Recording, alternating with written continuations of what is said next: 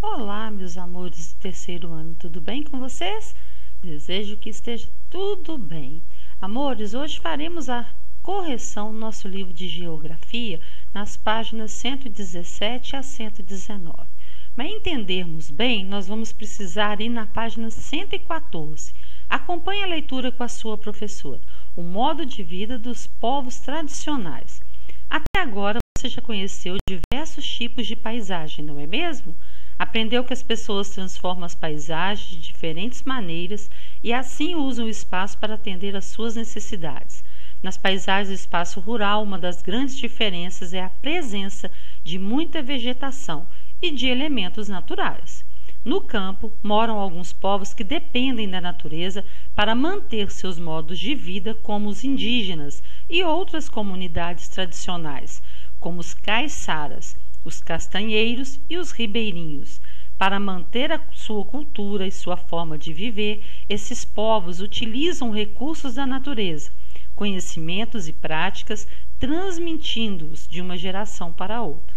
Vamos conhecer um pouco mais sobre algum desses povos? Então vamos lá conhecer primeiro os caiçaras.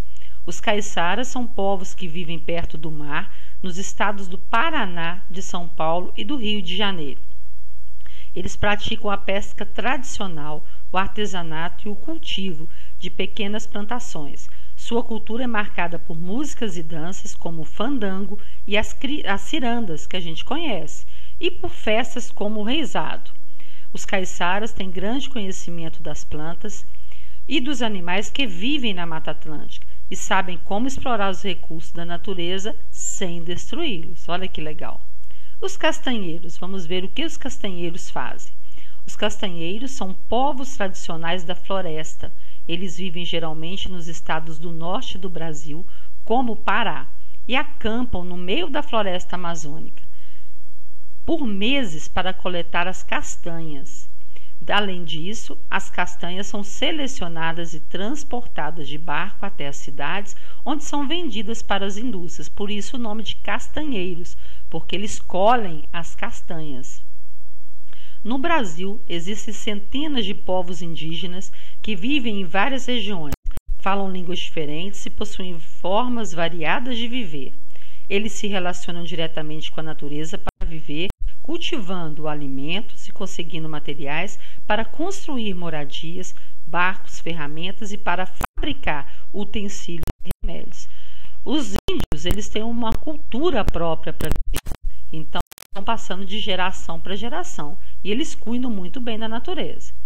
Nessa coluna da Mais Atitude, nós temos aí, leia o trecho abaixo que trata do modo de vida de um pescador adulto caiçara. Aqui eu tenho de tudo. Não deixo o litoral por nada. Eu tenho uma vida que eu quero. Pesco meu peixe, faço meus roçados quando é preciso. Se sair daqui, vou fazer o que da vida?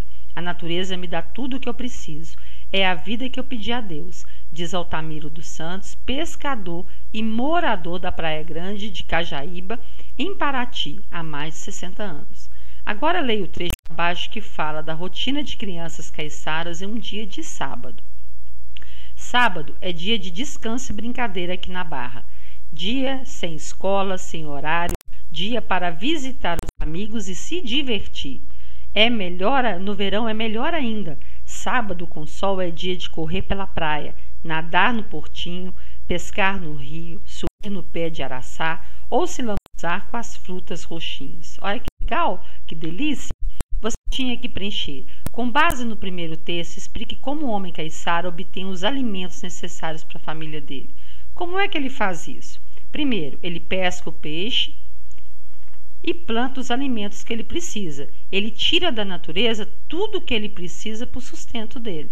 Olha que legal. Com base no segundo texto, como é a rotina das crianças caiçaras no sábado? Elas descansam, brincam, visitam os amigos, se divertem correndo pela praia, nadam no portinho, pescam no rio, sobem no pé de araçá e se lambuzam com os frutos roxinhos que tem lá. Agora, nós não temos como juntar em grupo, né? Nós fizemos individual por causa do isolamento social. Vocês iam descobrir como o entrevistado, vocês iam entrevistar uma funcionária da escola. tá? Poderia ser a professora, poderia ser a Cleusa, poderia ser alguém na secretaria, sem problema. Ou uma pessoa que conhece a rotina, né, o papai e a mamãe, também poderia te ajudar. Primeiro, obtenha os alimentos necessários para o consumo. Como nós trabalhamos na escola, nós, né, no caso, moramos na cidade, nós vamos obter, se for frutas e verduras, no sacolão, se for alimentos como arroz e feijão, no supermercado. Né? Geralmente porque nenhuma de nós aqui na capital, nós fazemos esse tipo de plantações. Uma porque o tempo é muito pouco, o horário de trabalho é maior. E você não tem como ficar cuidando muito tempo da terra, não é mesmo? Depois, as pessoas do seu grupo responder qual a diferença da rotina de cada um em um dia de sábado e a de uma criança caiçara apresentada no texto. Com certeza, nós não íamos pescar no rio, porque aqui em Belo Horizonte não tem o rio para pescar. E nós também não íamos lambuzar com os frutos roxinhos, porque aqui não tem frutos disponíveis. A rotina que você faria no sábado é passear com o papai, passear com a mamãe, visitar o vovô, visitar a vovó, sair com eles para fazer alguma compra, quando nós não estávamos no isolamento social. Né? Agora, com o isolamento social, nem isso direito a gente está fazendo, não é mesmo? Depois, imagine que a família da criança caiçara recebeu uma proposta para vender suas terras e se mudar dali para a cidade. Coloque-se no lugar da criança caiçara e exercite a empatia. Empatia é se colocar no lugar do outro, para responder como você se sentiria com a possibilidade de viver com a sua família na cidade. Você acha que ela iria gostar? Você seria favorável contra a venda da casa, do imóvel que você mora para ir morar na cidade? As crianças que estão acostumadas com a rotina, com a natureza, dificilmente elas vão gostar de viver numa rotina da cidade, onde a cidade ela não tem tantas oportunidades para você se distrair como no caso no campo. Então seria muito difícil, é lógico que se o papai e a mamãe tiver que ser transferido para trabalhar em outro lugar, você vai, com certeza. Mas se você puder escolher, eu tenho certeza que você vai preferir ficar ao contato da natureza, não é mesmo? Como a criança caiçara também preferir. Agora, viver e trabalhar no campo. Você aprendeu que as relações das pessoas do campo com a terra é muito forte. Assim, os modos de viver e trabalhar são mais próximos da natureza. Alguns trabalhadores rurais, por exemplo, cuidam das plantações em seus próprios terrenos, enquanto outros realizam atividades em terras que pertencem a outras pessoas. Alguns plantam no próprio terreno que ele tem no quintal de casa, e outros trabalham para fazendeiros, para donos de terrenos, plantando e colhendo, né, as mercadorias que eles precisam. Como você aprendeu no capítulo anterior, a agricultura é uma das principais atividades realizadas no espaço rural. Você sabia que existem 2 tipos de agricultura? Vamos conhecer mais sobre eles. O primeiro tipo é a agricultura familiar, o próprio nome já fala, onde a família trabalha.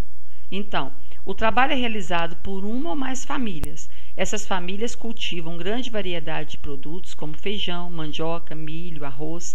E na agricultura familiar, é a mais praticada no Brasil e emprega o maior número de pessoas. Grande parte da produção de alimentos do país vem desse tipo, porque as técnicas são passadas de pai para filho. E geralmente a família trabalha unida para poder ter o sustento da família. Depois, a agricultura industrial, o próprio nome já fala, produz alimentos em grandes quantidades. Os proprietários investem em tecnologias avançadas, fertilizantes, máquinas para semear e colher. Em alguns casos, são utilizados iluminação e equipamentos que permitem o trabalho durante a noite para que a produção seja realizada 24 horas por dia. Ou seja, aqui no caso da familiar, além deles venderem os produtos, eles utilizam os alimentos com a própria família. No caso da industrial, não. Eles produzem para que a indústria pegue toda essa produção e possa passar pelos processos industrializados para vender para os outros consumidores. Então, por isso que aqui costuma ter turnos para trabalhar. No caso da familiar, não é assim. Saindo do campo para a cidade. As pessoas que vivem e trabalham no campo também passam por dificuldades, como a falta de terras e de dinheiro para investir nas atividades rurais. Apesar de o espaço rural brasileiro ser muito extenso, grande parte dessas terras pertencem a poucas pessoas ou a grandes empresas. Sem terras e boas condições de trabalho, algumas pessoas do campo se mudam para as cidades. esperando encontrar trabalho, melhores condições de vida, mais opções de estudo, de saúde e de lazer para sua família. Parte das pessoas que vêm do campo conseguem viver bem nas cidades, contribuem com a economia, prestam serviços importantes e formam famílias. Contudo, outras pessoas chegam às cidades sem o estudo necessário para exercer as atividades urbanas. Dessa forma, o sonho de uma vida melhor muitas vezes se transforma em dificuldades, como falta de emprego e de moradia, além das saudades familiares e amigos que ficaram no campo. Você sabia que a agricultura familiar é responsável por aproximadamente mais da metade do abastecimento agrícola no Brasil? Sabíamos, nós aprendemos. Entretanto, são cultivados outros tipos de agricultura como a industrial. Então vamos ver pelo gráfico aqui. Cite os 2 tipos de alimentos mais cultivados pela agricultura familiar no Brasil. Então nós vamos ter, no caso aqui, a mandioca e nós vamos ter também o feijão, que está aqui, ó. São os maiores produtores. Qual é o alimento mais cultivado por outros tipos de agricultura? Os outros tipos de agricultura, nós vamos ter o trigo, que é esse aqui, ó. Então, nós vamos ter mandioca e feijão como mais cultivados, e por outras agriculturas nós vamos ter o trigo. Então, vamos ver lá. O campo é festa. Quem mora no campo tem a vida bastante influenciada pela cultura local. Várias comidas, músicas, histórias e lendas nasceram no campo para depois chegarem à cidade. Um exemplo bastante conhecido são as festas juninas.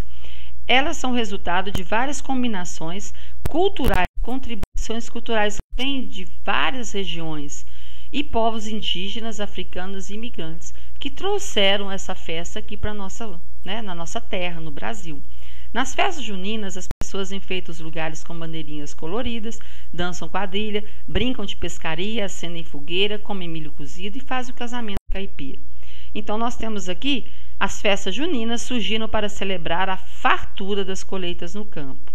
As festas juninas são bem animadas, com muita música sertaneja e caipira. Os chapéus de palha, as roupas coloridas e as botas não podem faltar nas festas. As comidas servidas dependem de onde a festa acontece, mas são feitas com os alimentos cultivados no campo, valorizando a produção local. Alguns exemplos são bolo de fubá, pipoca, paçoca, pé de moleque e outros. Explique por que as pessoas que vivem no campo estão mais próximas da natureza, porque elas estão em contato direto com a natureza. Elas plantam, elas trabalham, elas vivem com a natureza mais perto delas. Elas fazem as plantações para se alimentar. Elas ganham dinheiro com o meio de trabalho que elas fazem no campo. Depois, preencha os círculos com A para a característica da agricultura familiar e B para a característica da agricultura industrial. Trabalho realizado por famílias é a letra A, que é a agricultura familiar. Utilizam grandes áreas para produzir. É a B, porque a indústria vai plantar mais quantidade e precisa de um terreno maior. Realizadas por empresas. É a B, a agricultura industrial. É a mais praticada no Brasil. Letra A, agricultura familiar. Utiliza tecnologias avançadas. É a letra B, que tem o uso de máquinas, de arados, especiais para as plantações. Que motivos podem levar uma pessoa a sair do campo para morar na cidade? Ela vai buscar melhores condições de vida, de trabalho, de estudo, de saúde e de lazer para a família dela. Em uma festa junina não pode faltar bolo de milho. Para fazer você vai precisar de alguns ingredientes como ovos, leite, óleo e principalmente milho, com certeza. Quais desses ingredientes são produzidos pela agricultura? O óleo e o milho. Porque você vai plantar a soja para você fazer o óleo.